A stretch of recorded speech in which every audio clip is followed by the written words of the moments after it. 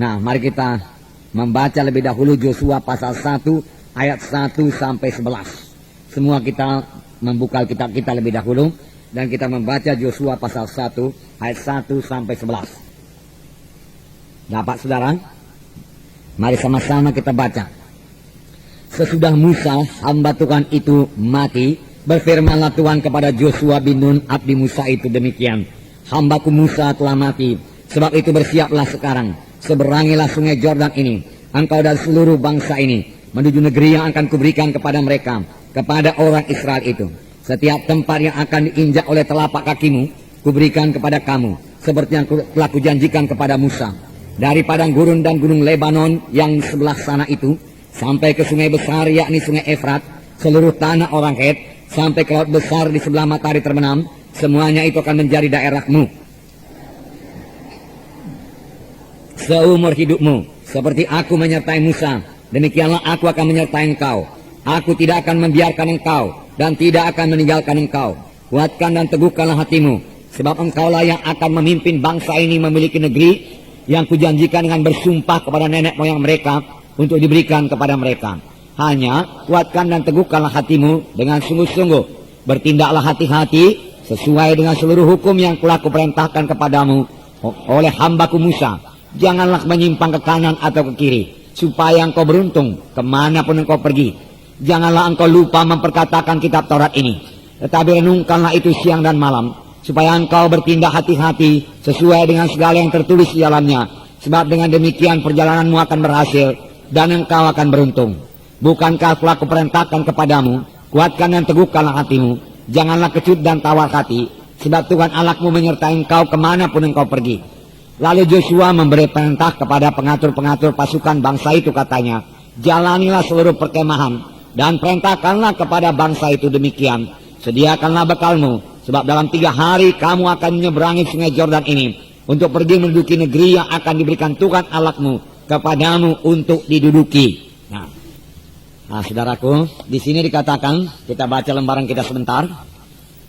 Sesudah Musa mati, Yosua menghadapi satu tantangan yang paling besar dalam hidupnya. Tuhan mau pekerjaannya berjalan terus. Janji-janjinya pasti digenapi pada bangsa Israel. Oleh sebab itu Tuhan perlu seorang pemimpin baru yang akan memimpin orang Israel memasuki tanah Kanaan. Dan Yosua bin Nun telah dipilih Tuhan untuk tugas tersebut. Kita dapat mengerti bagaimana reaksi Yosua menghadapi tantangan tersebut. Takut dan khawatir mulai tumbuh dalam hatinya. Nah, saudaraku, di sini dikatakan sesudah Musa hamba Tuhan itu mati. Kita mengetahui Musa tidak memasuki tanah Kanaan karena dosa juga, saudaraku. Memang dosa ini, saudaraku, merusak anak-anak Tuhan. Pada orang-orang yang belum lahir baru, saudaraku, dosa itu, saudaraku, merusak mereka.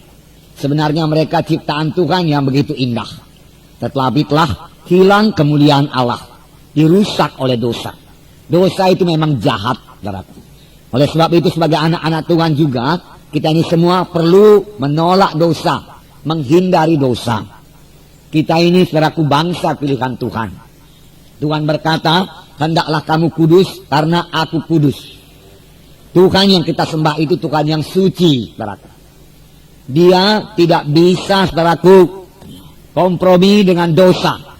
Dia senantiasa menolak dosa. Nah, Musa berbuat dosa. Musa sangat dikasihi Tuhan, saudaraku. Musa bicara muka dengan Tuhan. Dia begitu rapat dengan Tuhan. Tetapi Tuhan, saudaraku, berpegang kepada firman-Nya, berpegang kepada kesuciannya. Oleh sebab itu, pada akhir hayat Musa, Tuhan berkata, naiklah engkau ke puncak gunung Pisgah. Ini pembacaan dalam kitab kita. Lalu, lihatlah tanah Kanaan. Seluruh tanah Kanaan, lihatlah, karena engkau tidak masuk ke dalamnya. Nah, saudaraku yang kekasih dalam nama Yesus, Musa, saudaraku, mengikuti, saudaraku, dia naik ke atas gunung Pisgah dan memandang tanah Kanaan. Kemudian Musa berangkat ke sorga. Nah, tidak diketahui kuburan Musa. Banyak penafsir Alkitab berkata Tuhan sendiri menguburkannya. Saudara, karena kalau kuburannya ada, saudaraku, kemungkinan besar, saudaraku, bangsa Israel akan tetap memuja dia sampai sekarang. Karena firman Tuhan berkata, tidak ada hamba Tuhan lain yang muncul yang lebih besar dari Musa. Dalam hal muka dengan Tuhan, dalam hal tanda ajaib dan mujizat. Tidak ada lagi hamba Tuhan di Israel yang lebih besar daripada Musa. Itu sebabnya, saudaraku, waktu Joshua mau menggantikan Musa, saudaraku, Joshua sedikit takut dan khawatir, saudaraku. Bagaimana menggantikan orang yang tidak ada tandingannya, saudaraku? Ya. Tidak muncul lagi, Tuhan bilang, seperti Musa.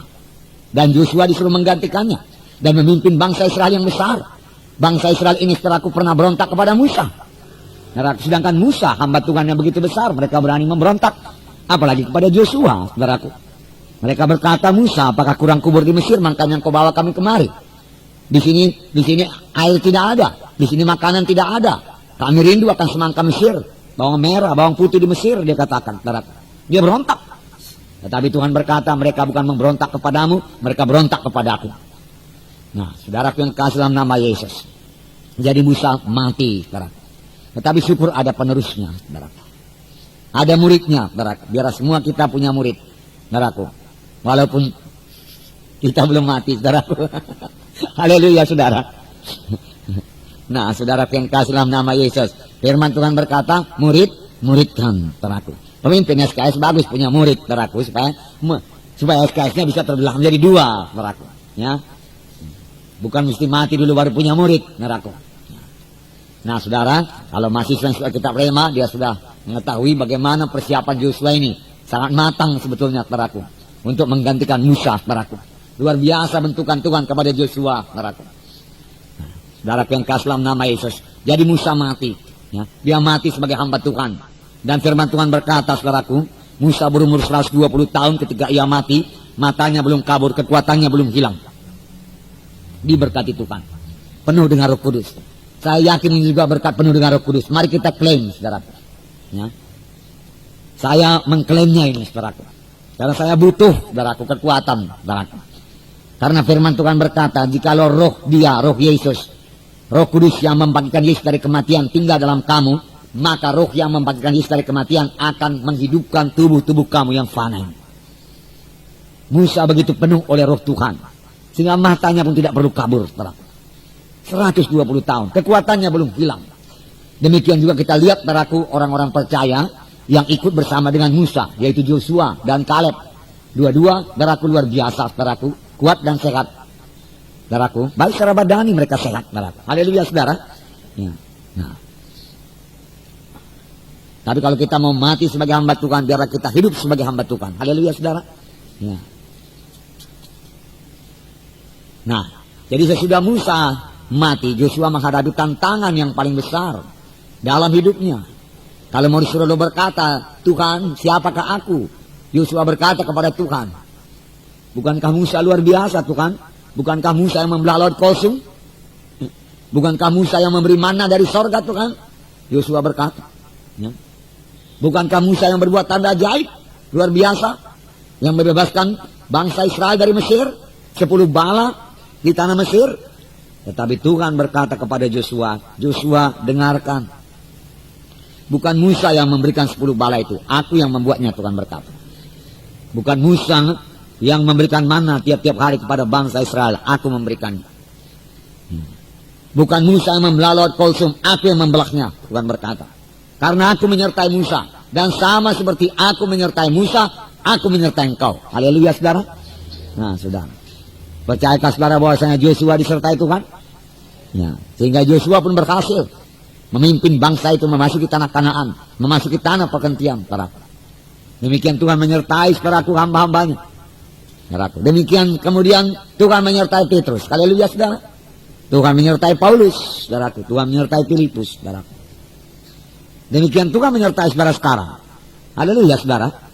Nah,